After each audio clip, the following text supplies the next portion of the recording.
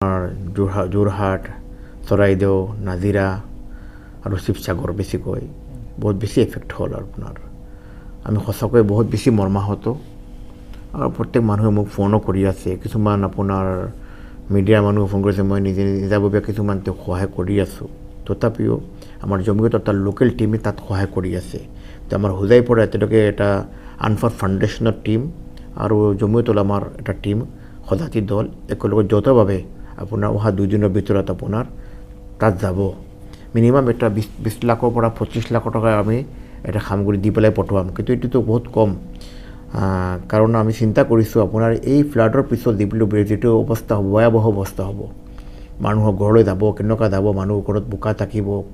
মানুহ বহুত বেছি ঘৰ এফেক্ট হ'ব সেই সময়ত আমি চিন্তা কৰিছোঁ মিনিমাম আৰু এটা 75 লাখ টকা মিনিমাম 1 কোটি টকা ধৰক টোটেলি আমি দিয়াৰ ব্যৱস্থা চিন্তা কৰিছোঁ আৰু আপোনাৰ মোৰ গা বেয়া মই যাব পৰা নাই কিন্তু অহা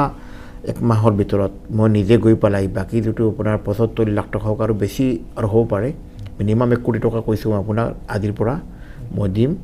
কিন্তু বেছি আৰু হ'ব পাৰে কিন্তু এইটো মই একৰ লগত আপুনি নিজে গৈ পেলাই বাকী ঘৰে গৈ পেলাই যি মানুহৰ ঘৰ ধৰক আপোনাৰ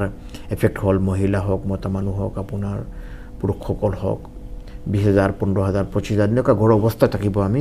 মিনিমাম 1 কোটি টকা আমি সহায় আগবঢ়াম মই বাকী লগতে মই অসমবাসী ৰাইজক মই অনুৰোধ কৰিম যাৰ যেনেকুৱা সামৰ্থ্য আছে এই সময়ত সব মানুহৰ কাৰণে সময় এই আপাৰ আছামৰ উজনি অসমৰ কাৰণে সব আগবাঢ়ি আহক আমি সবে সহায় আগবঢ়াওঁ আমাৰ প্ৰয়োজন এতিয়া এটা ডাঙৰ পৰীক্ষা আমাৰ ওপৰত